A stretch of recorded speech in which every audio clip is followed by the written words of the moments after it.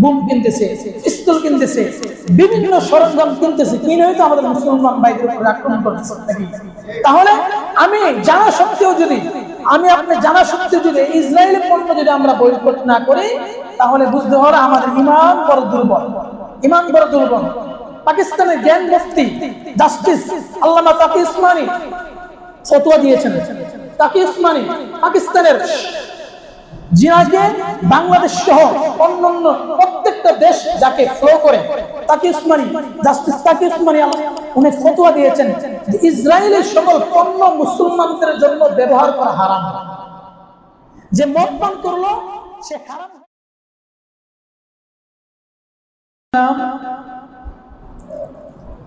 বর্তমান আমরা যে ফিলিস্তিন চিনি, সেই ফিলিস্তিনের অধিবাসী ছিলেন ইব্রাহিম আলাইহিস সালাম। ফিলিস্তিনে কি করেছিলেন? যে এই জেরুজালেমে ফিলিস্তিনের মধ্যে বসবাস করতেন। ইব্রাহিম আলাইহিস সালামের একজন বিবি ছিলেন, পরবর্তীতে আরেকজন বিবি হয়েছিল, দ্বিতীয় আরেকটা বিবাহ করেছিলেন। একজন বিবির নাম হলো সারা, দ্বিতীয় বিবির নাম হলো হাজেরা। মনে রাখবেন কথাগুলো, প্রথম বিবির নাম সারা, দ্বিতীয় বিবির নাম হাজেরা। এই প্রথম বিবি হযরতে ইব্রাহিম আলাইহিস সালামের প্রথম বিবি সারা, ওনার ঘরে কোনো সন্তান জন্ম হচ্ছিল না। ইব্রাহিম আলাইহিস সালাম মিশরে গিয়েছিলেন খাবারের জন্য। বিবি সারাকে নিয়ে, তাকে নিয়ে, বিবি সারাকে নিয়ে ইব্রাহিম আলাইহিস সালাম কোথায় গিয়েছিলেন? মিশর। মিশরে যাওয়ার পরে মিশরের সেই বাদশাহ ইব্রাহিম আলাইহিস সালামের স্ত্রীর দিকে হাত বাড়িয়েছিলেন। এক পর্যায়ে সেই বাদশার হাতটা পঙ্গু, প্যারালাইসিস হয়ে গিয়েছে। কি হয়েছিল? প্যারালাইসিস। সেই বাদশা মনে করলেন উনি তাহলে সাধারণ কোন মানুষ না, উনি হয়তো আল্লাহর কোন মনোনীত একজন নবী হবেন। সেই বাদশা তওবা করলেন। তওবা করার পরে ইব্রাহিম আলাইহিস সালামকে হাদিয়া স্বরূপ সেই বাদশার একজন মেয়ে ছিলেন, যার নাম হলো হাজেরা। নাম কি? হাজেরা। সেই বাদশার মেয়ে হাজেরাকে ইব্রাহিম আলাইহিস সালামকে হাদিয়া স্বরূপ দিয়েছিলেন, অর্থাৎ স্ত্রী বানিয়ে দিয়েছিলেন। সুবহানাল্লাহ। এখন ইব্রাহিম আলাইহিস সালাম ফিলিস্তিন থেকে কোথায় গিয়েছিলেন? মিশর। কেন গিয়েছিলেন? খাদ্যের জন্য। দুইজন গিয়েছিলেন। এখন ফিরবার পথে কয়জন হলো? তিনজন। প্রথম স্ত্রী সারা, দ্বিতীয় স্ত্রী হাজেরা। উভয় কিনে ইব্রাহিম আলাইহিস সালাম আবার ফিলিস্তিনে কি করলেন? পৌঁছলেন। ফিলিস্তিনে আবার গেলেন। মনোযোগ সহকারে শুনবেন। ফিলিস্তিনে গেলেন। ইব্রাহিম আলাইহিস সালাম এর প্রথম স্ত্রীর নাম সারা, দ্বিতীয় স্ত্রীর নাম হাজেরা। ইব্রাহিম আলাইহিস সালামের বয়স অনেক হয়ে গিয়েছিল। কোন কোন রিওয়ায়াত পাওয়া যায় ৮০ এর উপরে। যাই হোক, অর্থাৎ বুঝতে পারি এটাই, ইব্রাহিম আলাইহিস সালামের বয়স অনেক হয়ে গিয়েছিল। শেষ পর্যন্ত ইব্রাহিম আলাইহিস সালাম আল্লাহর কাছে দোয়া করেছিলেন, রব্বি হাবলি মিনাস সালিহিন, আল্লাহ আমাকে নেককার সন্তান কি করেন? দান করেন। ইব্রাহিম আলাইহিস সালাম প্রথম স্ত্রী সারার ঘরে জন্ম হয় নাই, হয়েছিল বিবি হাজেরার ঘরে। জন্মগ্রহণ করেছিলেন হযরত ইসমাঈল আলাইহিস সালাম। সুবহানাল্লাহ। কথা বুঝতে পারছেন? আচ্ছা, ইব্রাহিম আলাইহিস সালামের দ্বিতীয় স্ত্রী হযরত হাজরা আলাইহিস সালামের ঘরে জন্মগ্রহণ করেছিলেন ইসমাঈল আলাইহিস সালাম। ইসমাঈল আলাইহিস সালামের বংশধর একটা, এবং সারার ঘরে যে পরবর্তীতে আবার জন্মগ্রহণ করেছিলেন হযরত ইয়াকুব, ইসহাক আলাইহিস সালাম কে জন্মগ্রহণ করেছিলেন? ইসহাক নবী জন্মগ্রহণ করেছিলেন। সেই ইসহাক নবীর ঘরে জন্মগ্রহণ করেছিলেন হযরত ইয়াকুব আলাইহিস সালাম। কথা বুঝতে পারছেন? সূরা ইউসুফের আলোচনা করেছিলাম, সেখানে বলেছিলাম ইউসুফ, ইয়াকুব আলাইহিস সালাম, ইসহাক আলাইহিস সালাম ইব্রাহিম আলাইহিস সালামের সন্তান, ইসমাঈল আলাইহিস সালামের ভাই। কি ভাই? প্রথম মার ঘরের ভাই, প্রথম মায়ের সন্তান, দ্বিতীয় মায়ের সন্তান কে? ইসমাঈল আলাইহিস সালাম। আর প্রথম মায়ের সন্তান হলো ইসহাক আলাইহিস সালাম। ইসহাক আলাইহিস সালামের ঘরে জন্মগ্রহণ করেছিলেন ইয়াকুব আলাইহিস সালাম। ইয়াকুব আলাইহিস সালামের ঘরে জন্মগ্রহণ করেছিলেন 12 জন সন্তান। কয়জন সন্তান? 12 জন সন্তান। এর মধ্যে ইউসুফ আলাইহিস সালাম। আমি এই ঘটনা কেন টানছি? ওই ইহুদিকে চিনতে হলে আমাদের সেখানে যেতে হবে। এর মধ্য থেকে এই 12 জন সন্তানের মধ্যে একজন সন্তানের নাম হলো ইয়াহুযা। কি নাম ছিল? ইয়াহুযা। পরবর্তীতে ইহুদি কিভাবে হলো সেটা বলতেছি। নাম ছিল ইয়াহুযা। সেই ইয়াহুযা দেখবেন ইউসুফ আলাইহিস সালামের ঘটনার মধ্যে ইয়াহুযা ইউসুফ আলাইহিস সালামকে হত্যা করবার জন্য চক্রান্ত করেছিল না? চক্রান্ত করেছিল। ইউসুফ আলাইহিস সালামকে হত্যা করবার জন্য, তাকে মারার জন্য, তাকে দেশান্তর করবার জন্য সেই ইয়াহুযা কি করেছিল? সর্বপ্রথম দায়ী কে? সেই ইয়াহুযা। ইউসুফ আলাইহিস সালামকে হত্যা করবার জন্য এই মন মানসিকতা তার মধ্যে তৈরি হয়েছিল। তাকে হত্যা করবার জন্য, তাকে হত্যা করবার জন্য, শেষ করবার জন্য এই হিংসা মনোভাব সেখান থেকেই শুরু। সেখান থেকে কি হয়েছে? হিংসা মনোভাব। সেখান থেকে তার ভিতরে হিংসুত্ব, একটা অমানবিকতা এইরকম ভাবে তার ভিতরে কি করতেছিল? চলতেছিল। এক পর্যায়ে দেখা যায় ইয়াকুব আলাইহিস সালামের যত সন্তান ছিল সকল সন্তানদের বংশধর কমে গেল। একমাত্র ইয়াহুযার বংশধরাই কি করে গেল? বাড়তে থাকলো এবং রয়ে গেল। কি হয়ে গেল? বাড়তে থাকলো। ইয়াহুযা বংশধরাই কি করতে ছিল? বাড়তেছিল এবং রয়ে গেল। এই ইয়াহুযা পরবর্তীতে তার নাম দেওয়া হয়েছিল ইয়াহুযার জালের মধ্যে জাল লাগাইতে জাল দিয়ে দিয়েছে, এই জন্য ইয়াকুব কি হয়ে গেছে? ইয়াকুব। এখন আসেন, এই ইসহাক এবং ইয়াকুব আলাইহিস সালামের আরেকটা নাম ছিল ইসরাঈল। কি? ইয়াকুব আলাইহিস সালামের আরেকটা নাম ছিল ইসরাঈল। এজন্য বনি ইসরাঈল বলা হয়। এই বংশধরকে কি বলা হয়? বনি ইসরাঈল। এটা বনি ইসরাঈল। তাহলে এটা কোথায় থেকে? ইসহাক আলাইহিস সালামের বংশধর, ইসহাক ইবনে ইয়াকুব। তাহলে ইয়াকুব বনি ইসরাঈল। আর আরেকটা ইসমাঈল। আমরা হলাম বনি ইসরাঈল। আমরা হলাম কি? এই যে আমরা হলাম বনি ইসমাঈল। কারণ বনি ইসমাঈলের বংশধর থেকে আমাদের নবী কি করেছেন? দুনিয়াতে আগমন করেছেন। সুবহানাল্লাহ।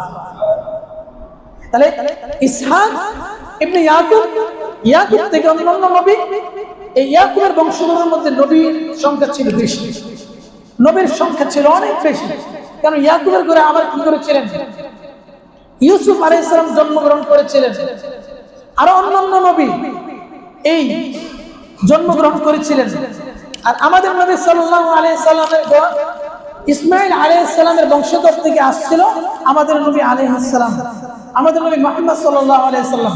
এজন্য আমরা হলাম বনি ইসমাঈল গোত্রের, এবং আর ইহুদি জাতি হলো বনি ইসরাঈল। কথা বুঝতে পারছেন?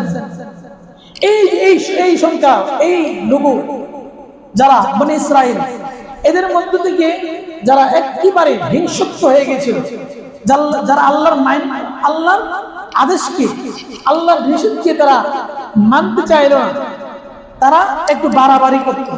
কি করত? একটু বাড়াবাড়ি করত। হাদিসের মধ্যে আছে যে আল্লাহ রাসূল সাল্লাল্লাহু আলাইহি সাল্লাম তাদেরকে মক্কা থেকে তাদের এই ইহুদি যারা, তাদেরকে ইহুদিদেরকে মক্কা থেকে কি করেছিলেন? মদিনা থেকে বের করে দিয়েছিলেন। মদিনা থেকে তারা তাদেরকে বের করে দিয়েছিলেন। হযরতে ওমর রাদিয়াল্লাহু তাআলা আনহুর আমলেও, ওনার শাসন আমলেও পুরা জাযীরাতুল আরব থেকে, পুরা আরব ভূমি থেকে তাদেরকে এই ইহুদি জাতিদেরকে কি করেছিলেন? বিতাড়িত করেছিলেন, তাদেরকে দেশান্তর করে দিয়েছিলেন। কারণ এটা হলো একটা হিংসুক জাতি, একটা অমানবিকতার জাতি। তাদের ভিতরে মায়া মহব্বত বলতে কোনো কিছু নাই। বরং এই ইহুদি জাতি 2-3 জন নবীকে পর্যন্ত কি করেছেন? হত্যা করেছিলেন। হাদিসের মধ্যে আছে 2-3 জন নবীকে পর্যন্ত এই ইহুদি জাতি কি করেছিলেন? হত্যা করেছিলেন। তারা পূর্বে থেকে নবী হত্যা, মানুষ হত্যা, মানুষের উপর অমানবিকতা, অত্যাচার, এই যত জুলুম আছে, জুলুমের স্কিম রুলন তারা কি করেছিলেন? সব সময় চালিয়ে দিয়েছে।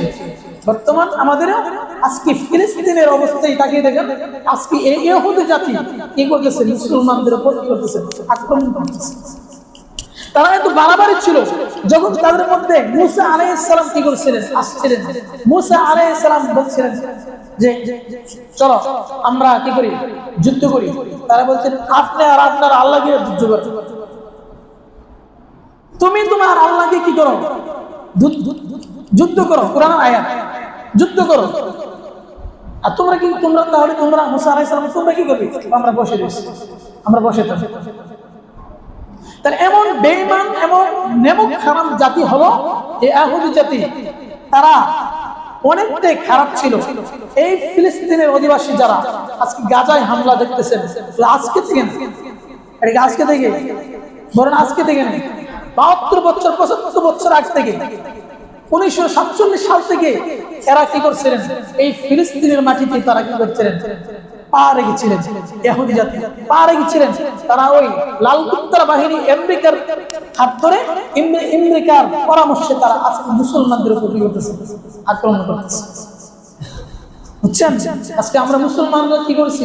আরামে বসে আছি, আরামে বসে আছি না? কিন্তু তাদের টার্গেট শুধু ফিলিস্তিন নয়, বরং গোটা জাতির মুসলিমদেরকে, মুসলমানের উপর তাদের স্টিল রোলার চালানো, এটাই হলো তাদের মূল টার্গেট। না, আমাদেরকেও সোচ্চার থাকতে হবে, আমাদেরকেও সোচ্চার থাকতে হবে, আমাদেরকে এই বিষয়গুলো জানতে হবে, বুঝতে হবে। আজকে আমরা দেখেন আজকে ফিলিস্তিনের জন্য, এই গাজাবাসীদের জন্য আজকে গাজা হামলায় দেখলেন রমজানের মধ্যে ইফতারের আগ মুহূর্তে হামলা করে উড়িয়ে দিয়েছে। আজকে যে সন্তানকে নিয়ে আপনি কোলে নেন, আপনার ছোট্ট ছোট্ট সন্তান আপনাকে আপনি বলে রাখে, আপনার কত ভালো লাগে না? সেই সন্তান, এমন সন্তান মা কবরে দাফন করতেছে। ওই দিন দেখলাম মনে শতাধিক লাশ তারা কি করতেছে? একেবারে মাটির দিকে চাপ দিতেছে। ওইজনকে দাফন করে, ওইজনকে কাফন করায় দাফন করে। তাহলে আমাদের দায়িত্ব কি? আমরাও তো মুসলমান, তারা আমাদের ভাই। আল মুসলিম ওয়া আখুল মুসলিম, তারা আমাদের ভাই। আমাদের করণীয় কি? আমাদের কর্তব্য কি তাদের জন্য? ইসরায়েলি পণ্য কি পণ্য? ইসরায়েলের পণ্য। তাহলে এই ইসরায়েলের পণ্যগুলোকে আমরা কি করতে হবে? সিলেক্ট করতে হবে। ইসরায়েলি পণ্যগুলো আমাদের সিলেক্ট করতে হবে। আমাদেরকে দেখতে হবে কোনটা ইসরায়েলের পণ্য। সেই পণ্যগুলো কি করতে হবে? সিলেক্ট করে আমরা সেগুলোকে বাদ দিতে হবে। আজকে যেই কোকা-কোলা খাইতেছি, আনন্দ করতেছি, এটা কোকা-কোলা খাইতেছি না, বরং এই টাকা দিয়ে ফিলিস্তিন কি ব্যবসা হইতেছে না? এই ফিলিস্তিনের আর ইসরায়েলের তারা ব্যবসা করতেছে না আমাদের বাংলাদেশের সাথে? এই টাকা যে কোকা-কোলা আমরা কিনতেছি, যে সেরামাইক আমরা কিনতেছি, যে অন্যান্য যে পণ্যগুলো আছে, এই পণ্যগুলো যে আমরা কিনতেছি, তাহলে আমাদের এই ট্যাক্স, এই একটা পয়সা, একটা অঙ্ক, একটা হাদিয়া তাদের কাছে যাইতেছে না? এই টাকা দিয়ে তো তারা কি করতেছে? বুম কিনতেছে, পিস্তল কিনতেছে, বিভিন্ন সরঞ্জাম কিনতেছে, কিনে হয়তো আমাদের মুসলমান ভাইদের উপর আক্রমণ করতেছে। তাহলে আপনি জানা সত্ত্বেও যদি ইসরায়েলের পণ্য যদি আমরা বয়কট না করি, তাহলে বুঝতে হবে আমাদের ইমান বড় দুর্বল, ইমান বড় দুর্বল।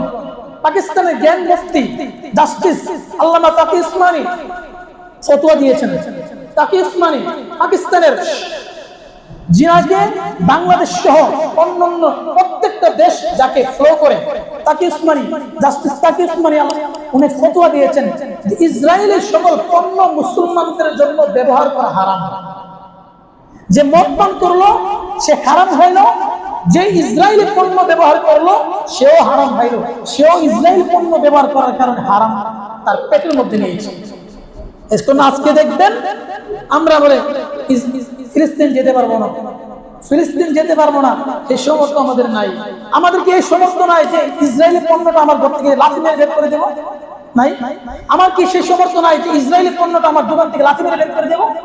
অনেক আছে, আপনি দেখেন ফেসবুকে হাজার হাজার দোকানদার কি করতেছে, ইসরায়েলি পণ্যটা তাই কিনে এটাই লেভা লাগছে, লাথি মেরে বের হারিয়ে দিচ্ছে। কেন? এটা মুসলমানদের প্রতিবাদ। মুসলমান যদি প্রতিবাদ করতে না পারে তার ভাইয়ের জন্য, তাহলে একটা সময় আসবে যে এই বাংলাদেশের মুসলমানদের উপর কি করবে? আক্রমণ চালাবে। সেদিন বেশি দূরে নয়, বাংলাদেশের মুসলমানদের উপরও সে আক্রমণ চালাবে। এই জন্য আমার সকল বাবাদের কাছে যারা ইসরায়েলি পণ্য না ছিলেন আমার সাথে যোগাযোগ করবেন, আমি একবারে লেখা দিয়ে দেব কোন কোন পণ্যটা, সবই সব আপনাদেরকে দেখাই দেন যে এই পণ্যটা ইসরায়েল, এটা বয়কট করেন। হ্যাঁ, এটা বের করে দেন। আপনি 7 আপ বলে, আমি 7 আপ তো খাই, ঠান্ডা পানি খাই, তো ঠান্ডা পানি কই খাবো যদি না খাই? আরে দেশি পণ্য খাবেন। অন্যান্য যে পণ্যগুলো আছে এর বিপরীতে আছে না, 7 আপ এর বিপরীতে আছে না মজু আছে না, তারপরে আছে আরসি, আরো আছে কি আপনার কি বলে স্পিড, এই জাতীয় আরো অনেক পণ্য আছে। প্রত্যেকটা পণ্যের বিপরীত ইসরায়েলি প্রত্যেকটা পণ্যের বিপরীতে আরেকটা পণ্য আছে, সেগুলো আমরা খুঁজে খুঁজে বের করবো, প্রত্যেকটা দোকানে রাখার চেষ্টা করবো। নিজের ঘরে হারপিক, বাথরুমের হারপিক থেকে নিয়ে শুরু করে কোনো একটা পণ্য যেন ইসরায়েলি পণ্য যেন আমার ঘরের মধ্যে বাথরুমও সহ না, সবগুলো আমরা কি করবো খেয়াল করবো। আর বিশেষ করে আগামীকাল 12 তারিখ নাকি, আগামীকাল 12 তারিখ সরণে উদ্যানে বাংলাদেশের সকল উলামায়ে কেরাম, সকল ধরনের উলামায়ে কেরাম আগামীকাল 3টায় কি করবেন? তারা সম্মেলন করবেন। বাংলাদেশের সকল উলামায়ে কেরাম, হেফাজতে ইসলাম বলেন, জামাতে ইসলাম বলেন, বিএনপির অনেকে আছে দেখবেন, এবং বর্তমান ছাত্র জনতার অনেকে আছে। বাংলাদেশের প্রত্যেকটা সেক্টর থেকে কালকে এই সম্মেলনে যুক্ত দিয়ে আমরা সকলে চেষ্টা করবো। ফিলিস্তিনে যাইতে পারবো না, কমসে কম ঢাকা যাইতে পারবো না, ঢাকাও যদি যাইতে না পারি আর কই যাবো, বলতে তো কত জায়গায় চলে যাই। চেষ্টা করবো আগামীকাল এই সরস্বতী উদ্যানে আমরা যেন সকলে অংশগ্রহণ করতে পারি, ইমানি দায়িত্ব যেন পালন করতে পারি, ইমানি দায়িত্ব যেন পালন করতে পারি। আল্লাহ তাআলা আমাদের সকলকে সবাইকে বুঝদান করুক, সকলে বলি আমিন। ইনশাআল্লাহ আমি যাবো, আর যদি কেউ যেতে চান যোগাযোগ করবেন ইনশাআল্লাহ।